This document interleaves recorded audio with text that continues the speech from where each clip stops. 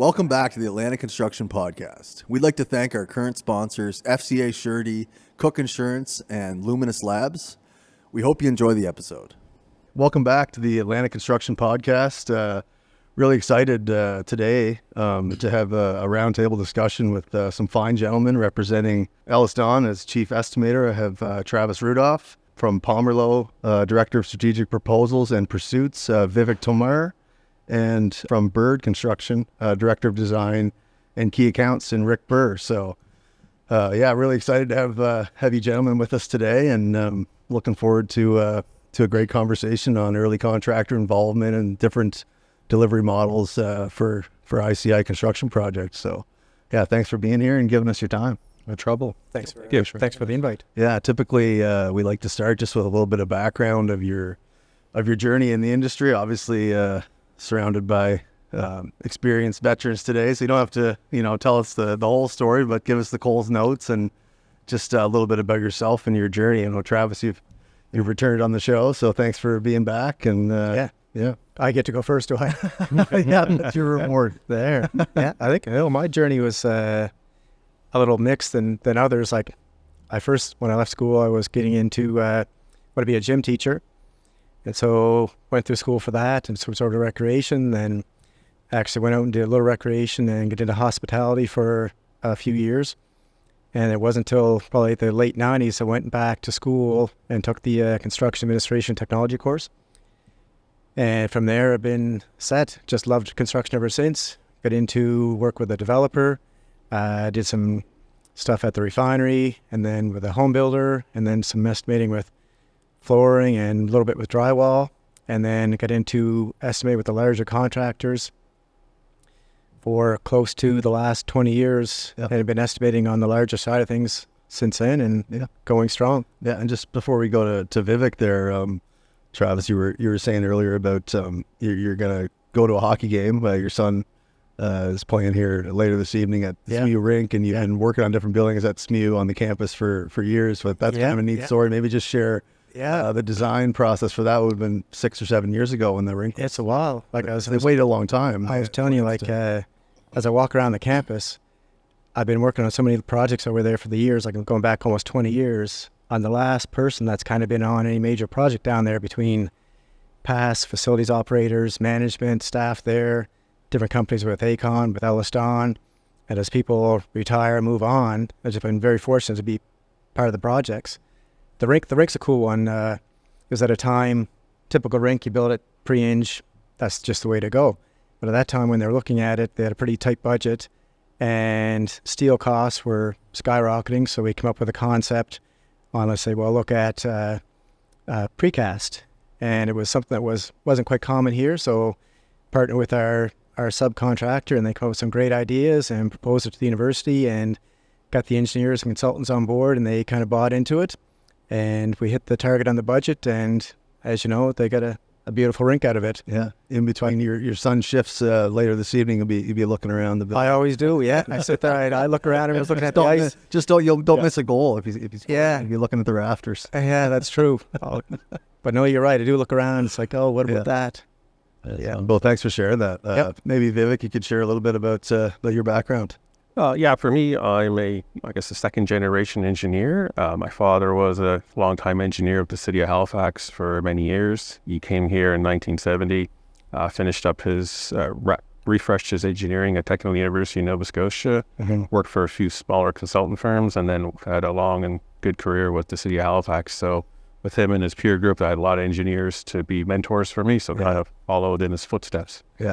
Graduate of civil engineering at Technical University of Nova Scotia, now Dalhousie University. Entered the workforce and spent almost 22 years in consulting engineering here in Halifax. Started out doing environmental engineering, phase 1, phase 2 environmental site assessments, a little bit of civil engineering on drainage side and municipal side. Then I had an opportunity to work in oil and gas, so worked all but the same company, worked with oil and gas for 4 years.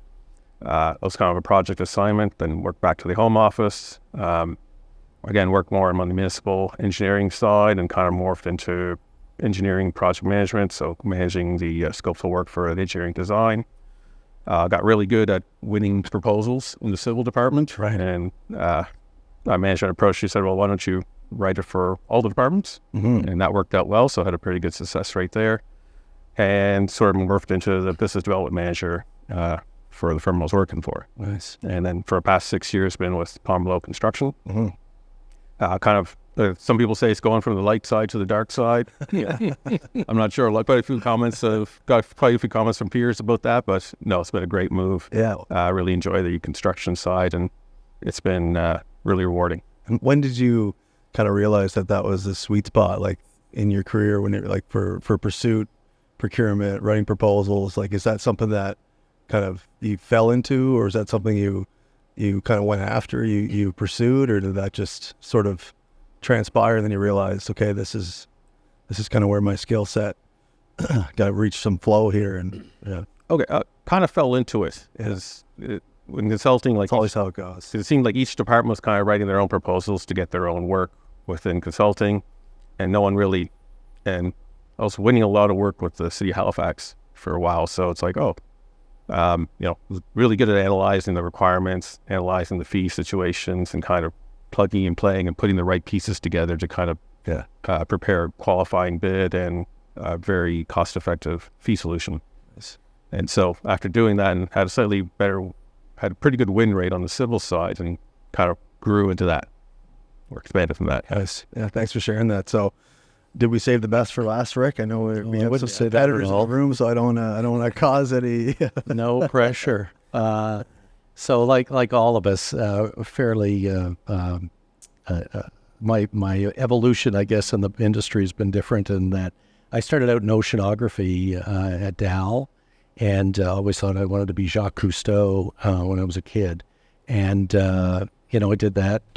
I got through that program, but I think when I finished, I working in the labs there, realized that, you had to get grants and funding for this to get from A to B. And I quickly realized I didn't think it was a path I wanted to carry on with. And I had always been artistic as a kid and loved to draw, build models and things. And so I transitioned into architecture. I did my master's at Tons, and after I graduated, I went to work for Fowler Mitchell Architects here in the city. Worked there for almost 18 years, and then I decided to reach in front of your record. Yeah, sure.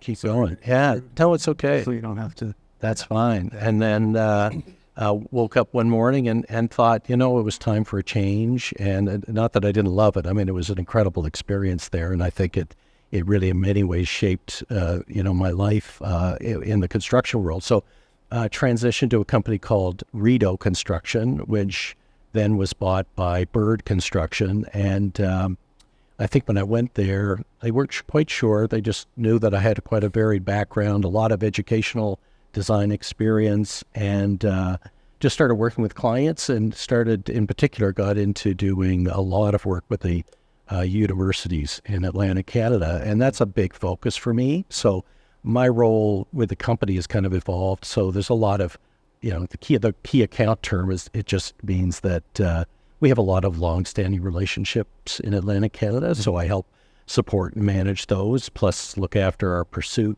management, business development, and then any design build work that we do. I have a design team under me, so we do a lot of pre-construction, design build type projects. So it's a pretty varied role. Mm-hmm. So I feel very fortunate. The company gives me a lot of latitude to have fun and to support clients.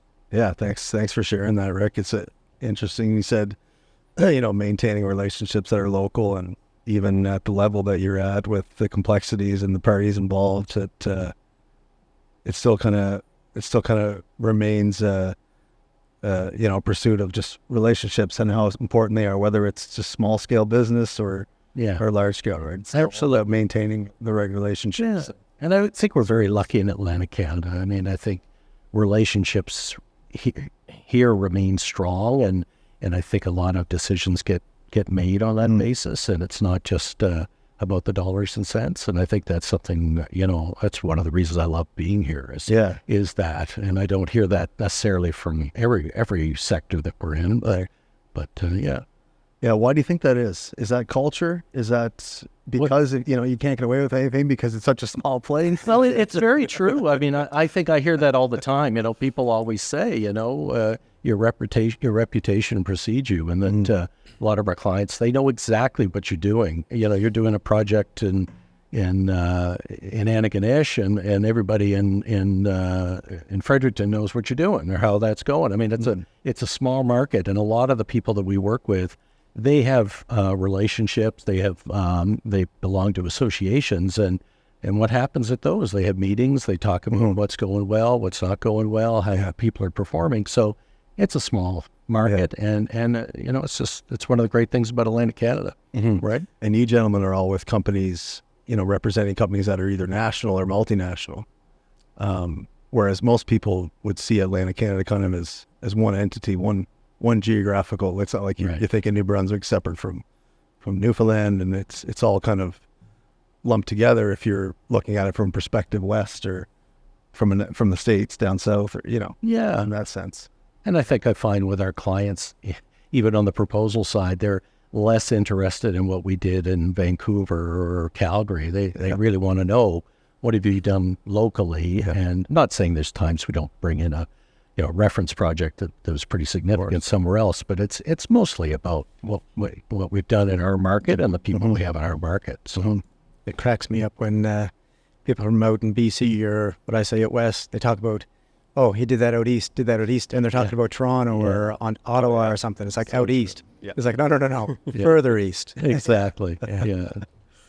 No, that is that's comical. So I mean, we're here today to discuss pre-construction in the sense of early contractor involvement, which it's kind of, I guess you would call that a philosophy, ECI, and new collaborative models moving from where low collaboration with lump sum, and then onward to design build, construction management, progressive design build, and then IPD, kind of that trajectory toward the dispersion of risk and more collaboration, just different delivery models. So there's so much to talk about. We've been discussing off air lots of different things, but maybe a good place to start would be, Rick, for you to share an IPD project local here with Halifax Water. I can't talk about that. Sorry. No, I love just teasing. No, we're very excited about Halifax Water. It's great. It's always nice to get a new procurement and delivery model, into the market. Yeah. We're very much believers, as I know everyone at the table here, in collaborative contracting and in the world we're in today with the challenges we have with trade availability, with budgets, logistics. I mean, any form of collaborative model is in my opinion is a good thing, and IPD is certainly one of those, and it's a model that our company nationally has done a fair bit of. Certainly in Atlantic Canada, it's a new model, and I think, as the comment I was making earlier, it's not for everybody. It's certainly, I think you have to look at the scale of the project to a certain degree. You have to look at the client, and that's true of most models. I mean, you need to align the client, the model, the team, and the scope of the project. It came in large part out of larger complex projects like, doing hospital work and very risky work where cost certainty was really a challenge, and clients wanted to find a mechanism to kind of get there and to share that risk and reward as a group. So it's had success in that form, and as I say, we're partway through that project, and I think it's been a learning experience for everyone, and I think it's everyone's got its eyes on it to see how it comes. But I always say to clients, there's no silver bullet here in this industry, and IPD is one form, and it's a more complicated delivery model than, say, a progressive design build. But for the right client, it's a good model. But we're I think what we're seeing in the market, and I don't want to talk over everybody. I mean, but I'm very excited that progressive or modified has come to the fore in Atlantic Canada, and we're now seeing a lot of clients gravitating to that, and it's taken a number of years to get there, and a lot of education and support and getting, clients, and I know you guys have been championing it too, that's a really excellent form, and we're now, HRM just came out with one, the province is coming out with multiple ones, and some of our university clients are doing it too, so. The Halifax Forum, that's not IBD, but it is a progressive design. Progressive design build. Yeah. That one just closes later this month. actually just closed on Tuesday. Just for qualifications. Yes, RFQ. Right. Yeah. Right. And that's a perfect model, especially on a messy reno or whatever form. That's not classified as a heritage property, is it? I believe it still is heritage property. Yes. Yeah. That's one of the challenges. Exactly. So that's an exciting project, but what a perfect model to use that form of delivery where you can get everybody around the table, try and de-risk it, and find a solution that works to the budget of the client. So talk about how that works. I mean, you mentioned de-risk. That is the essence of transferring the risk or a portion of the risk from the owner, which in this case is government. And I think there's an example in Moncton. Is it the Science Center? New Brunswick? ASET. Yeah. So that's a collaborative. Is that construction management? That was construction management. Yeah. So you're seeing that, right? Government shifting more to construction management as opposed to, other models on these large complex. 'Cause that's a large complex job. And yeah, I can speak to that one. Like that's the Atlantic Science Enterprise Center in Moncton. It's a project Pomerleau's building via construction management. One of the shifts I saw in the marketplace with the federal government was changing from lump sum to construction management, but also too with their construction management procurements, they were timing the RFPs for the architects and engineers at the same time. So when the RFP actually came out for construction management for ASEC, there was also a side RFP for the consultant teams, and both contracts went through the procurement process, and both contracts were awarded at the same time, so that the architects and engineers and construction manager can start early contractor involvement start at the same time. Right. So is that, and then they have higher influence at that entry point than if it was further upstream. So Exactly. More problems are solved, less unexpected costs arise. Those things, am I correct to assume?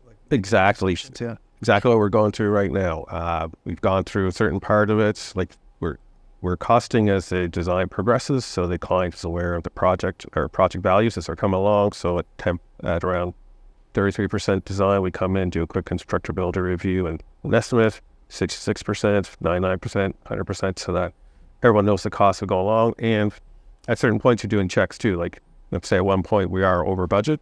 If we're now working with the team to figure out, okay, what can we do to bring it back on budget and keep the project going, or if the government wants to go back and get more money to keep the project going. So at least that way you're working in a collaborative environment and at least having a good sense of the cost as you're progressing along. Mm-hmm. The timing on that, I like that Pomerleau's project, but the concept, bringing everyone at the table at the same time, no one's missing the boat, no one's playing catch up, no one has to comment that's just going on. Everyone's at the table, everyone's collaborative. Like you hear the odd project where they do get together at the same time. That's the best. I like that. Yeah. And it's in some ways, in our market, that's not always the case, right? Sometimes I always say expression I've heard some architects say we're kind of where fun goes to die, that they don't want us at the table too early because it's like, well, we have a vision. We want to get intruding on their creativity. Exactly. Well, bringing in at the end of design development or something, but that's where we see projects unfortunately going offside, where cost-wise, schedule-wise, where we're brought in, but already, a project design has been approved, it's gone to the board, it's already been budgeted, and so we're getting to the table maybe a little late. So it is wonderful. So it's wonderful in that scenario where you're brought on at the first stage, initial stage. That goes back to your early point about different models are perfect for different owners. Yeah. And like you said, certain models aren't going to work. So you hit it on the head. Yeah. So when you say you're more involved in the early stages and the later stages, so like just for in layman's terms, because we're talking about complex projects and obviously you gentlemen with your experience and everything, but just in general terms, if it's not early contractor involvement at those high influence where collaboration can start early, when does it usually start? When's it starting, on your lump sum or your basic, design, bid, build? I was going to say lump sum, you really don't have that opportunity. There is no collaboration there. Mm-hmm. I want to break it down for listeners who are, just to give context before you get so deep into, So in the lump sum world, the architects and consultants, the owner, they've already had their concept. They come up with it. You get a full set of drawings and specs. You give them a lump sum price, and you try to go build it for that. You miss the opportunity for value engineering, constructability reviews, schedule reviews, that kind of stuff that Viv's going to talk about at ASEC. If you're at the table right from the beginning, the contractor's bringing all that to the table right from day one of, here's what we think the schedule is, here's what we think the budget is, value engineering concepts. And some of that design needs what I think the design needs the constructability to go hand in hand, and a constructor at the table also to help out with kind of market trends or what's coming or labor availability or procurement, that sort of stuff.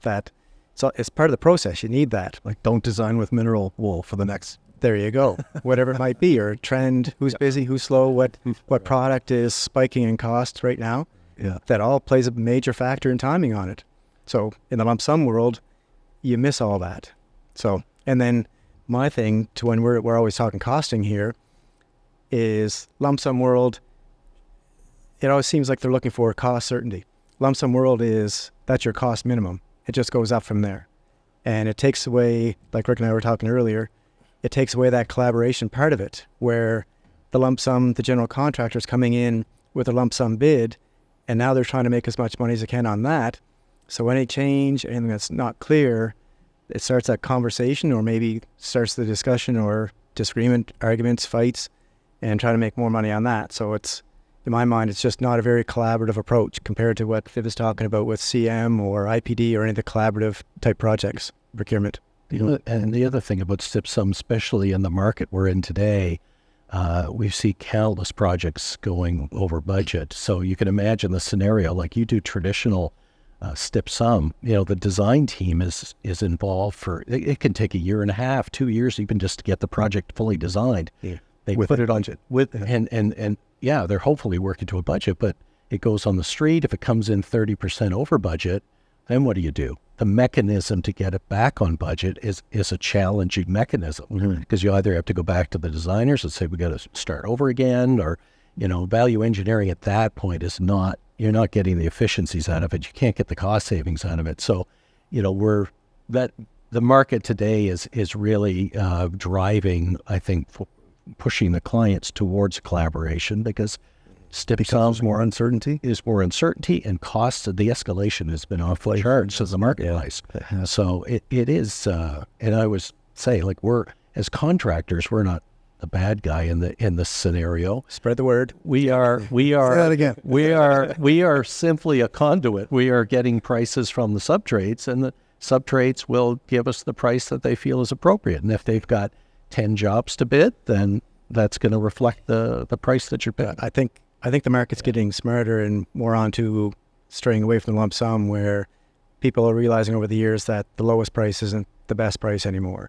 Like the qualifications of the general lowest price now isn't the best. Right. Of course, it's going to cost you more. Exactly. Course of your process. You go back through the years, it was always lowest price. Let's go with that. Right. And that's, I think people have been maybe burned enough or learned enough that's like, there's got to be a better approach. Yeah. I think I made the comment to Rick earlier, was trying to, just for me in layman's terms, obviously this is your realm. And, I was thinking in terms of just business in general. You're providing a product or service. You could be selling furniture to someone. Here you're selling, they're selling a building, and you're handing off this, it happens to be a complex major project that you're providing someone. And that's and there's so many different factors on the macro scale, whether it's inflation or cost increases, materials, procurement, availability, lead times, all those things.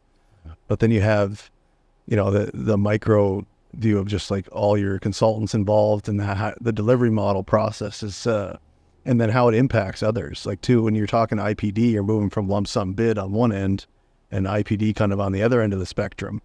what's that mean for the subcontractors? Like, do you have to educate subcontractors more? I mean, this IPD job, Rick, in Burnside, the operations facility for Halifax Water, like the subcontractors, they have questions about what it means, because for me it kind of seems like you're not eliminating the hierarchy per se, but like it's more of they're taking a share of the risk and the reward. Yeah. What's it mean for them? Well, I think it's like anything. I think I said earlier, it's a matter of having the right team. So you want subcontractors that are wired to be creative, that are wired to be at the table and bring solutions to a design challenge. So it's no different from CM, as Viv was saying, that early contractor involvement. It's just the different here. We've got the subtrade as part of that team at your hip right from the outset. So you're partnering with players that are wired to do that and that we have confidence in. And so, it's all about sharing the risk. It's all about the right team members. And that applies to the design team too. You want collaborative designers that are going to be open-minded to strategies that maybe they wouldn't have been thinking about at the outset, but they realize that we're all in it together and we got to solve it together. So I think I think the comment I made earlier about it too is you need a client. I've always heard about IPDs, whether we've done them or not. You need a really educated, informed, engaged client that can be at every meeting, that can make good decisions, quick decisions, informed decisions, and doesn't have to say, I've got to go back and talk to 20 people about that decision. You want to be able to for the process to work, you need to make good, timely decisions to keep the process going. So, like I think too, there's a key difference. Like you compare construction management to IPD. Construction management's two contracts. There's a contract between the general contractor and the owner. There's a contract. It's two separate contracts, and a contract of the consultant with the owner, and then the construction manager has the contracts with the trades. The big shift and the big mind shift, I guess, thinking shift on IPD, it's a multi-party agreement. So that main agreement is being signed by the architect, the owner, and the contractor. And as Rick mentioned too, in this model, you can actually bring in sub-trades onto that model as well. So you're all everybody's on the same plane. You're all signing the same contracts. So you're all with the same terms and conditions and the same objective, where on these other ones, there's a separate contract for consulting. That's their own scope, all the work, and same with general contracting. So IPD really does bring everyone together to work towards a common goal under a common contract. We're having big difference. In sharing the risk or sharing the reward. Yeah. Yeah, and so some subcontractors, depending when you say like you want to bring on creative subcontractors, not every subcontractor is going to be creative. So it's not going to fit for certain ones, or just the same way that a certain scenario or a building type under commercial, institutional, or industrial, like they're going to be more suited toward design build or CM or whatever, right? You see, like the model's going to whatever the model is going to really depend on what players it brings to the table, or who's the best fit in more regards than just the owner to construction relationship, right? Yeah. Like I think, on the IPD side, you're really looking for collaborative people to work with. So you want to have a trusted partner that you can work with in that environment, because as Rick said, you got to be quick. You can probably explain to more, about my understanding of IPD was there's really no change orders. There's no contract changes, convoy changes. You mentioned earlier, quick decisions. So you're in what they call a big room, and you're trying to make quick decisions, and it's decisions by Corp. Everyone who signed the contract has to agree to the changes, or agree to the way forward. And with Halifax Water, people have been following it know that aspects of that scope change from maybe the initial outset, and certainly the target price that we started with at the time, when it was budgeted initially, certainly changed during that time period by, when it was originally conceptualized to when we signed the contract. So there's always latitude with that model, but the whole idea, and to be honest, it's similar with progressive. The idea is that if with progressive, you've got a price that you're trying to work towards. So with the forum, we haven't seen the final next stage of documentation, but let's say they have a dollar figure in mind, And the goal is that as a team, you're meant to try and, design a project and solve a problem for that amount and do it together. The difference with Progressive is you don't have the carrot and stick, mechanism that the IPD has in terms of sharing the risk and the profit. But, I always say, if you do a good job, you'll get more work. If you don't, you're not. So I think Progressive is a simpler mechanism to ideally get to the same result. You're trying to design efficiently and help a client get a problem solved for the dollars that they have available. It's as simple as that. And so I think hopefully the projects that come from that in the coming years are going to be successful, because I think everyone will benefit from that. So what and then again, when it comes to IPD, explain maybe a little bit of how that risk and reward is shared between the designer and the construction manager and then the sub-trades. The risk and reward, as far as, am I understanding correctly? There's no contingency fund there. There's less beyond the arrived at budget that everybody's working towards, or like you mentioned, like there's no change orders, there's no. Yeah. So I guess if you come in under budget and there's more profit left, it's a shared profit among everybody that's involved, the subs, the CM. Yeah, I believe it's with the wording's a risk pool. So there's a profit pool on top of the hard costs, and the idea is that that's what everyone's trying to save as they execute the project towards the target value. So if you start getting cost creep underneath, the first thing to go, your contingency is actually, your risk pool is your contingency. So and then it starts eating into that.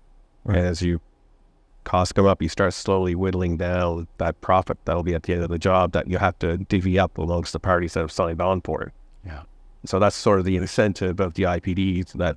So everyone's going to win or everyone's going to lose. Exactly. Right. So it's not going to be several parties involved where there's a couple of large volume sub trades that have lost big, but the project went really well for CM or the consultant, or right. And so it's a shared risk, shared reward. Yeah, exactly. That's an interesting, that's a very interesting shift for a lot of contractors, who've been through, some major jobs and disruptions, and to see it that way, it seems desirable. Yeah. Well, I don't know. It's for, as I keep saying, I think it's a model that works for certain projects. Yeah. And I comment. It's hard to explain. It's hard to explain in the sense of, why this project, and not the other. Well, I think, as I was saying earlier, I think there's a reason that like a hospital or a complex project like this, just a perfect project.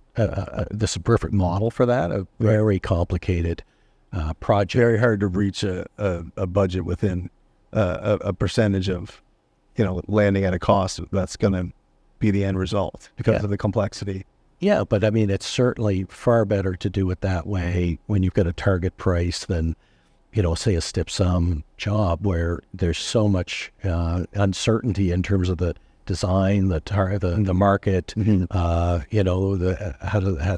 is it going to be, how much volume of work is in the market at the time it's bid. So I think some of these models allow you to hit your mark more easily than other models, for sure. And I say it all the time, though. There's no perfect answer. Construction management going on in the province right now, there's been some challenges with it. If you look at some of the long-term cares or some of the other models that have been going on, you still have to have design control and rigor around that. Otherwise, you can be under construction management, but if the design itself just evolves and grows and gets more flamboyant or overly complicated, the cost will reflect that. So we're just, once again, our job and under construction management is to take that design, hopefully be at the table early enough to influence it, but then we're just at the mercy of the trades at that point. So some of these other models allow the builder to and the sub-trades to be involved more heavily in that whole process. And I think that's key. That's key. Yeah. So is it kind of like a,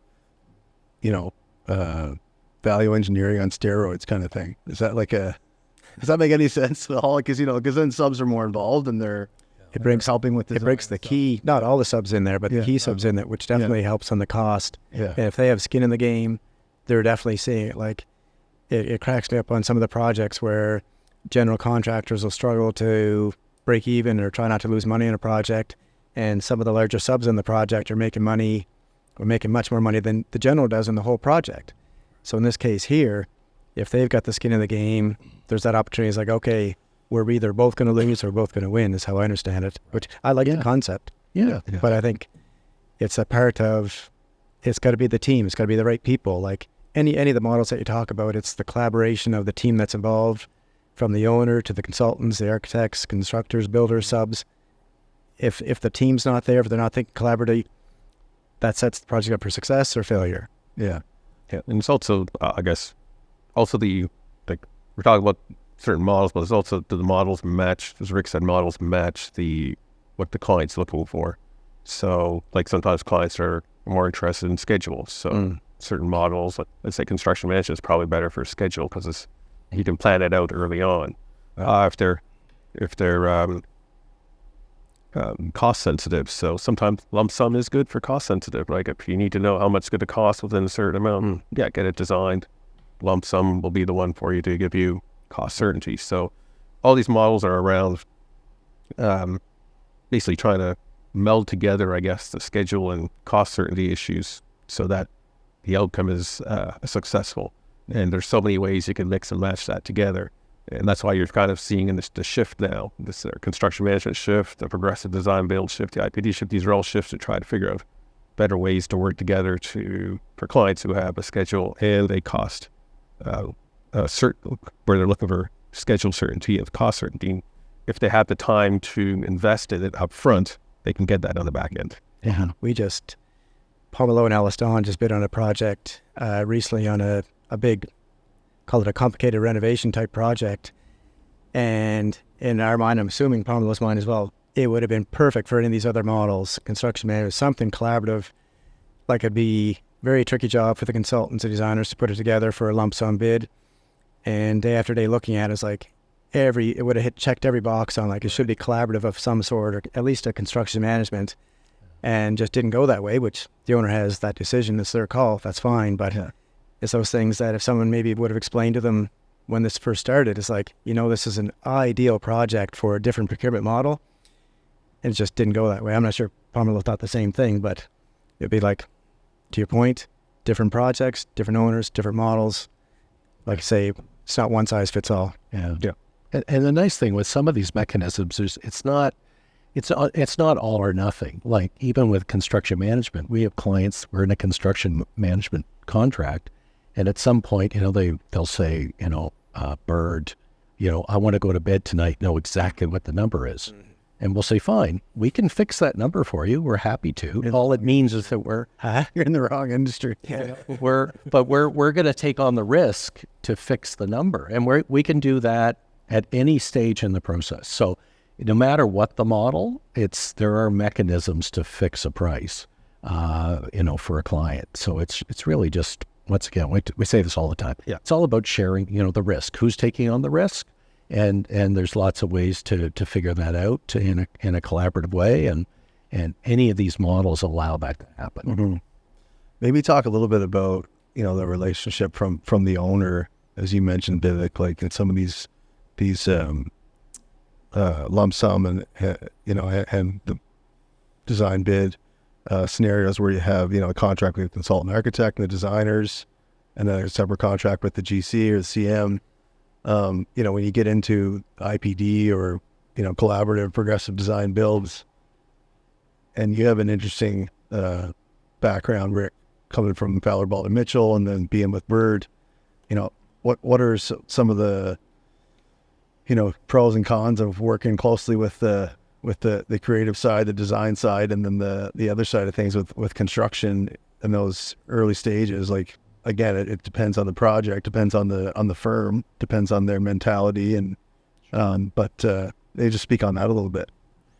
Yeah, absolutely. There's some, I would say, over the years, there's some firms that are better suited to maybe more collaborative models that are really interested in hearing sort of innovative solutions or design strategies or material systems and new technology, whatever.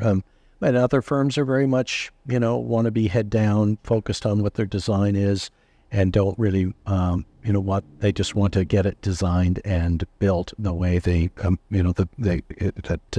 that suits their vision. And so I would say in large part over the years, we find in the Halifax Atlantic market, everybody's generally very open for collaboration because, let's face it, as a designer, ideally you don't want to design something and have it go to the street and have it be significantly over budget. Yeah. You've got an upset client, you've got to do a rework, and no matter what anybody says, going back and redesigning something's not much fun. You've already moved on, you've got more work on your plate. You just want to see the project executed. So at the same time, you don't want to design something and have it picked apart at the other end of things to a certain degree. Absolutely. Yeah. And that's part of the balance. And I guess our jobs in this industry is to help, support the vision that they have and find ways to, I used to say this at the office all the time. When you're doing kind of value engineering, we'd sit in the office and we'd spend 95% of the time talking about architecture and 5% talking about structure, mechanical, electrical. And I'm like, come on, why is architecture taking the hit? So I think our job, and I say this a lot, is to find when the M&E side is almost 50% or more of the budget, you have to be creative and dig into those design aspects. Yep. There's really a tendency in this industry to focus on the architectural side.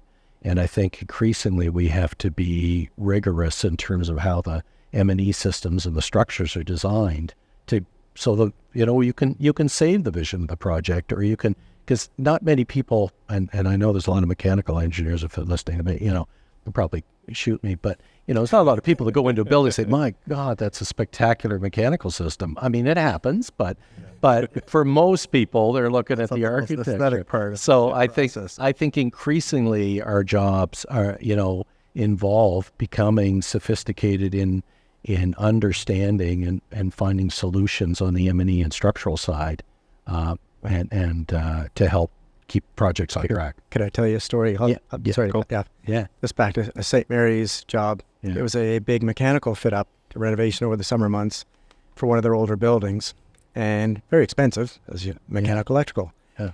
And we're spending all this money just to improve the air quality and the lighting in these buildings. And so the design was done, the budget was set and all this. And the university is like, we're spending all this money, the students are going to know we did it, and they're not going to see anything for it. So we have to give them something. So we said, okay, well, we'll put in some ceiling tile, change some floor, and paint.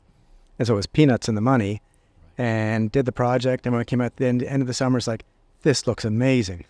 It's like, that was like 5% of your 90% of your budget. Yeah, exactly. That's where you were going to explain. Yeah, no, I was just going to mention, like Rick mentioned about innovation, again, different, depending on which models is when can you jump in and do innovation, like a lump sum job, innovation long gone, design's complete, we're coming in with a price, and there's no opportunity to change anything anymore, so no innovation lost.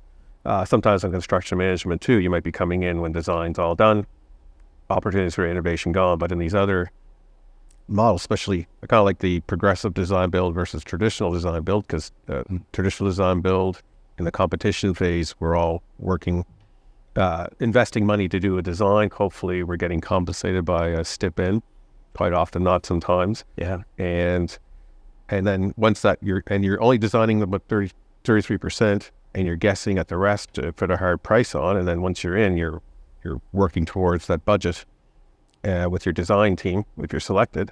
And by then you're just innovating just to meet budget. Non-progressive, it's kind of like you get to design first, get it complete sometimes with the contractor, and then you build. So during that phase, that's a lot of time to come in with innovation and ideas, and buildings are getting more and more complex every day. The costs, the designs are working towards that, but the costs in the marketplace aren't quite catching up with it. So I see a lot of cost increases, and clients are getting surprised some of these cost increases because there's just more technology in the buildings, and it just cost more without really realizing the impact of putting all that in. So innovation is a big part of what Pomerleau does, and trying to find ways to do things quicker and better, and innovative ways like energy efficiency or even cost savings. I think those other models, when you're collaborating, you can get that in. Yeah, and I think it's all about goal setting. So a nice thing with a progressive model, collaborative model, you can right up front say, what are the priorities here? Is it sustainability? Is it embodied carbon? Is it a net zero project? And you can set those goals and targets, and then you hold those sacred, and then you can find the savings in other ways. And I think one exciting thing we're in the world we're in now, we're seeing innovations in mass timber construction, carbon reductions, how we, look at concrete in a project, from a carbon standpoint, prefabrication and modularization. It's a really, the world of construction is pretty innovative. And, I always say, if you're talking to young people thinking about a career, it's a great industry because of all that going on. You've got solar cladding systems, you've got, and offsite construction too. Yeah, that's it for sure. So I think it's a great, and if you look at what's going on around the world in terms of innovation, it's exciting. And I think we all know the challenge we have from a housing standpoint these days. It's going to take creative ideas, both from the design community and from the builders, to solve these problems. And it's a great place to be. And for some of these projects, like moving with these different models away from lump sum into progressive and collaborative and IPD, like you're going to have that collaboration factor have more opportunity to kind of enter the project upstream or downstream, however you want to say it, but Hopefully earlier than later. Yeah. But we're so big, and I'm pretty sure all of us are the same. On these models, we have to pick your team well in advance of who is the designers, who's the consultants, or who are some of your key trades you're going in with.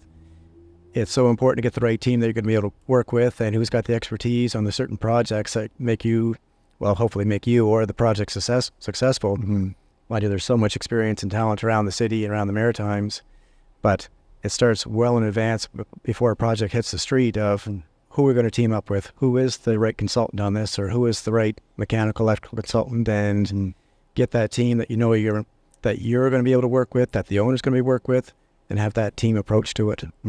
Yeah, definitely.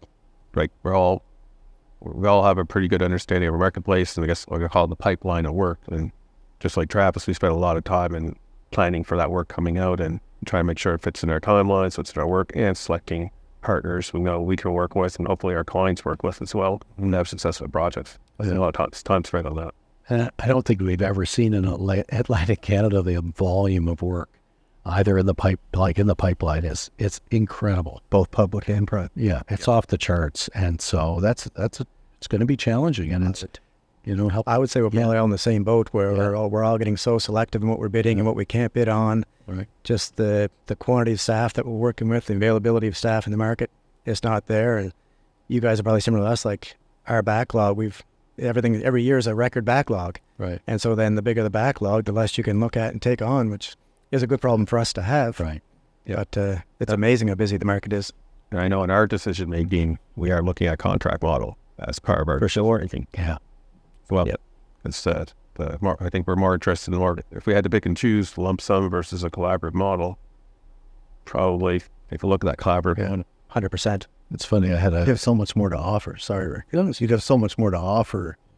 Yeah, in that regard, in that scenario. Exactly. Yeah, not that you don't have play to offer as much as the next competitor in lump sum world, but yeah, I think the bigger generals have to that point. Just they bring so much more to the table. They all got these different departments in the background that might help out with constructability or construction sciences or research development or logistics and schedule.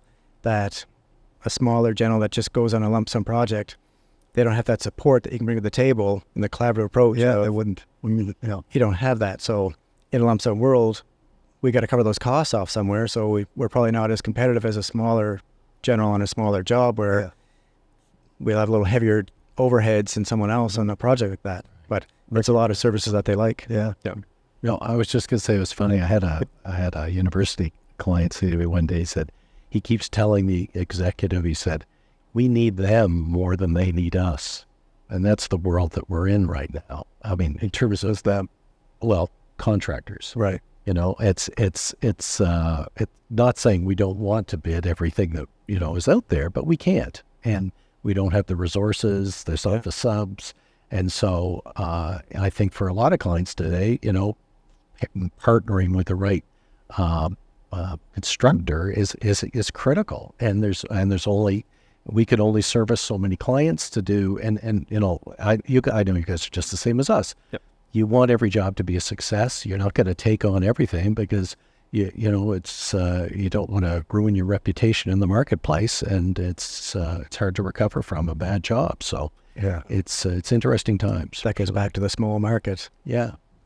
Yeah, it's such an interesting to get, three gentlemen like yourself from three different companies, Ellis, Pomerleau and Buhr, to, see the market, how interesting it is right now. There's lots of opportunities in so many regards, but probably just in the last points that you made, there's for a few general contractors to pop up that are just set up for a basic lump sum bid to take some of that work, while, so many other, say more, sophisticated is the right word, but, more set up, more geared toward these other collaborative models are going to be so busy with all the, all this major public dollars being spent and private work. So, there's opportunity. There's enough work for everybody. Yeah, there is. And, you want everybody to be successful. There's enough in the market for every designer to be busy, every builder to be busy. And we all know each other. We all like each other. We're happy that, we don't win it, but we're happy when you guys get it. I mean, it's not like it's going offshore or something. I mean, it's all work that's going to be done in Atlantic Canada, and there's more than enough to go around. So Yeah. Can you elaborate a little more on the research center in Moncton with Pomerleau and Diamond Schmidt, or can you talk a little bit about that project? And you've been heavily involved, Vivek, or? I was involved up front. I'm not as terribly involved anymore. Right. But we're the project's going well. It's getting on track. We had our original scope was really an early works package, so we have done that. We've broken ground on some work. There's some excavation going on, some shoring going on, and it's going well so far. There's been work with Diamond Smiths we're working with them now to just do the estimates, do the constructability views, value engineering. We're getting pretty close to getting the main construction started, and once that happens, things will be moving quite forward quickly. One thing which is a good positive on that project, most federal government projects now have an Indigenous benefits plan associated with it. So our early works is doing very well. We've done almost the majority, a good significant chunk of that work have been executed by Indigenous companies. Right. So a portion of all contracts have Indigenous companies involved in the finance. Yeah, I think most federal procurements now have been on 5%. They're bidding the jobs now, whether it's collaborative or a lump sum. Versus management, there's a minimum federal government mandate now for 5% Indigenous benefits plan. Any other thoughts, gentlemen? Anything we didn't touch on that you kind of wanted to one thing I wanted to say about our market, and it's regardless of the procurement, one thing I really love talking about is how projects are evaluated in Atlantic Canada. And I think Dalhousie University deserves a lot of credit for bringing the best value system into our market, because as a mechanism to evaluate submissions, it's influenced a lot of clients in Atlantic Canada. And I love the fact that now it's not just about the price on the evaluations. They've got all these other metrics by which they evaluate our submissions. And I think, I know I could speak to this because when I talk to my colleagues across the country, they're like, what's going on in Atlantic Canada? Like, that's a cool way to evaluate. And, if you're going to invest time in being creative and bringing all the value add that a builder can bring, you need a mechanism in how you evaluate the submissions to allow that to happen. And I think they deserve a lot of credit because it was a huge investment on their part. And it's trickled down to a lot of different procurement models and institutions. It hasn't only benefited them on campus with all the projects they've done in the past several years, but benefiting everyone. Yeah, and I speak about this with a lot of clients that no matter what model of contract you put out, try and have a mechanism that it rewards innovation, creativity, rewards a contractor that's investing time in de-risking a job. And I think that's happened here in large part because of that program. And not everybody uses the program and it's to the full extent that it was developed. But at least we're seeing signs of it in so many different procurements. And I think that's to be celebrated, because I think for all of us, like, we don't want to be judged just on price alone, and and not just on our staffing, because staff come and go. It allows us to bring all the value, values and innovation that we can bring and score it accordingly. So that's a positive, I think. I'm curious to expand on that and get your guys' thoughts on. Yeah, I like that when you can get what value to bring to it in any model, any proposal, whatever it might be, and then you flip to the median fees. Yeah, where it is, okay, you bring all this to the table, right? And over the years, the fees, back when it used to be the days of construction management, whereas fee might be worth 5% or 10%, these days where it's typically between 20, 30, I think I've seen one as high as 40%. So it kind of takes away your technical and all your best value that you're taking away, putting all that risk back on the fee. And even then it was like, okay, if you're low, you probably got the job. But now, be the median fee, you'll still be like, okay, we've got all this thing, all this information, all these skills we're bringing to the table. And then you're taking a guess at the median fee, which is so tricky. And like, as we said earlier, it's like, okay, you're the most qualified, but you're too cheap. You didn't hit it. Right. I'm not sure if you guys have the same frustration or thoughts on especially DCC. Definitely agree there. The hitting the mark on DCC lately is a bit of a dartboard, but I don't know. I'm not sure what to say about that. It's been a minute. It's kind of a mix, because you look at it both ways. I think on those models, the pricing, the fees for the generals have been coming up, which is nice. Yes. Yeah. But I've been burned on both ways, being too high, too low, and been lucky enough to be successful and hit the median fee and win a project or two. Right. But it's that part of just not sold yet if it's the absolute best model to go with. Okay, you're the most qualified, but you're still not getting the job. Yeah, I think it ultimately, I know when I was in the consulting world, it was kind of funny. The clients would say, well, this was the province at the time, would say, oh, fees only like 5% or 10%. And so it doesn't really factor in. Well, you could win it on your technical back then. But in those days, Most would come to mind for most people was between like 4 and 8% or something like that. yeah, it was. But what was ironic is they'd score everybody technically almost identically. So it always came down to fee. Yeah. So, once again, there's no perfect answer on all of this, but I do like the fact that, generally median is better for everybody, I think. And I think having some kind of value mechanism to reward innovation or effort is good. And it's not always perfect, but I think on par, we're in an industry now where those efforts are rewarded, and clients are picking teams that are best suited to the project, as opposed to just picking somebody that's the low number. And I think that's step in the right direction away from the lump sum. Yeah, for sure. Yeah, I like the median fee. It's kind of a good. Again, I saw it in consulting too. But it mainly came from, or first saw it with the province of Nova Scotia, and actually got lots of questions international or from national, from my peers nationally too, about you guys doing median fee. How does that work? Right? And I think it's good. I think it's the good thing about it is bringing up the fees, and also to kind of bringing it up to where it's fair value now. I think before sometimes it might not be the best value to take that lowest price, but now you're kind of getting a fair value price, which is really good. So I like that part. And I guess the scoring of whether it's 20, 30, 40%, not very attractive when it's like 40% fee. No. But within 10 and 20%, that's a really good range. Absolutely. Because oftentimes our fees are inconsequential in that if you look at the cost of a project, the cost to bring on a CM or somebody, it's a few points on a very complicated building. I would say, and I know it sounds like, I don't know, salesman here, but we'll save you far more than you'll ever spend on us. That's my sales pitch. Yes, there you go. We all. So it's not.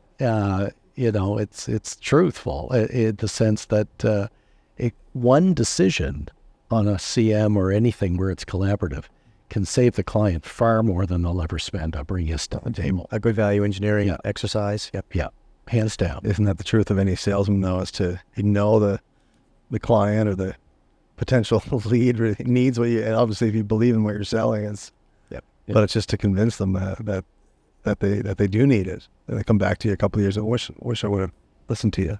I wish I would have. Yeah.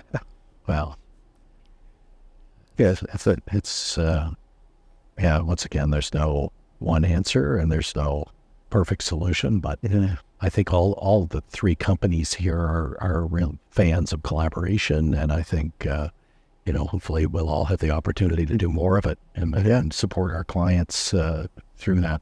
Sorry, just one thing I think we didn't quite get on is the progressive design build shift. Like the province has shifted over to their version of a collaborative progressive design build, which they call collaborative design build. They're seeing the recent procurements come out for schools, hospital, and then some student residences as well. National Defence or Defence Construction Canada has their modified design build. That's a good one as well. I like that one. All three definitely compete for those too there. Yep. Yeah.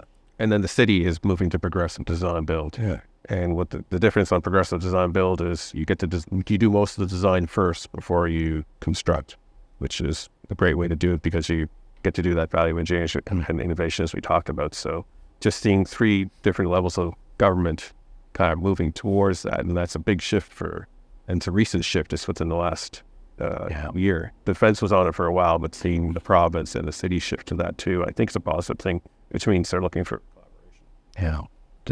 Defense has been a champion of modified, well, you could call it, there's so many different variations of the term, but I think they said one time, we don't think it necessarily saves us money. It provides cost certainty, but more than anything, it avoids all the negative sides of the battles between the contractor and the client or the designer and everything. We know that you're committing to a number, you're delivering a project, and it's very collaborative and simple, and avoids all the pain that none of us need in this business, where you get knocking heads. Certainly happens.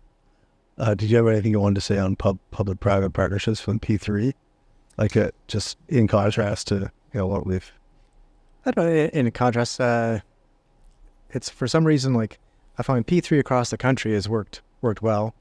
I think going back 25 years when some of the schools are done P3, I think maybe the province as a whole had a bad taste and a bad vision of what P3 is and what it could be. And then we've been on a long pause in Atlantic Canada for P3 projects. And as far as Ellis, we just recently completed one, and I think it was a success for the province. We did it, Ellis did it through COVID and still gave it to them on time and on budget. And that was a successful P3 project. So it can be done here and done well. I think some of the other ones, I'm not quite sure what other models, how they're going to be laid out, have the same success or not. Mm-hmm. But it's one of those things, P3 in Atlantic Canada is just not talked about as much. It's not promoted as much. Definitely as these other collaborative type models. But to our success, it's one of those ones that could be in that same conversation with other models if it's done correctly, and to your point, with the right client, with the right project, and depending on the financing for who has it, the size of the project, it can be a good model that could be used here as well. Did you have any thoughts on, obviously the market is, like we just talked about, it's a really unique and interesting time. What do you think, challenges wise, from your perspective, from your unique perspectives, like obviously labor shortage is talked about, every time. What else? Does anything else come to mind as far as everyone, like you said, there's enough work to go around. What are the biggest challenges, do you think? I know we struggle right off the bat is, to Viv's earlier point, is you look at the procurement model and then labor is shortage for everybody at every level, every trade, every office, whatever the position is, there's labor shortages. But then when it gets into the RFPs of bidding on this work, It's the expertise that you have available within your office of who's the staff that you can put on it that you can respond to the proposal with, or who can actually execute the project if you get the project. Because chasing it is one thing and getting it is another. It's like, okay, this is great. We won this project. Now That can do it. then it's like, who's going to go do this project? Yeah. So labor in every level is just an issue. Sorry to cut you off there. No, and like, you know, from different, in the different layers there, you know, every subcontractor, there's enough work to go around for them too. And so numbers are creeping up really high. I would assume they're looking at the same as us, as they're limited if it's union or non-union. Like, I'm pretty sure each union hall is strapped, and none of the subcontractors can bid off more than they can chew. So they're being smart about, we're maxed out, and they're planning out long, being strategic in what's coming, and they're hopefully in their backlog. And when they know they're busy, the prices are inflated, and it shows. And I think, I know for me, I'm a big fan of sustainability and providing, you know, leadership, and and I know we're all like-minded that way, you know, trying to meet some of the net zero goals the province has and the whole country has, and trying to balance that against the escalation we're seeing in the market and affordability challenges. It's tough to make that work. I mean, I was encouraged. I was just overseas before Christmas, touring a bunch of manufacturing facilities there, and to see some of the innovation, mass production of building components, you know, it was incredible. They were cranking out building systems, you know, with, you know, in buildings the size of a couple of football fields, and they'd have a handful of people, and it was awe-inspiring. And I think that there's a lot of innovation, I think, that'll be coming our way as a country that we're going to need to embrace to deal with the skills gap that we have, to try and get costs down, and you know, just find ways to build things better, cheaper, faster, and more sustainably. And I think it was inspiring to see what other folks are doing in that space. So I think you know, we've got a long way to go, but I think we've got a lot of smart people in the industry that can figure it out. Yeah, and as you mentioned before, you already see that so much with off-site modular stuff and the innovation there and mass timber and yeah. Anything else, guys, or do you want to wrap up? I know this has been great. It's been really interesting to have you gentlemen here and to give your unique perspective and have, you know, three corporations represented at the table. And, you know, I know our audience would be excited to. We got through it. We didn't fight. We're doing good. Yeah, I'll do anything for a bottle of water. No, it was great. It was fun to be together and share. All great. Thanks for having me. Yeah, awesome. Well, Rick, Vivek, and Travis, thanks a lot. Appreciate it. Thanks, man. Yeah, thank you very much for having us.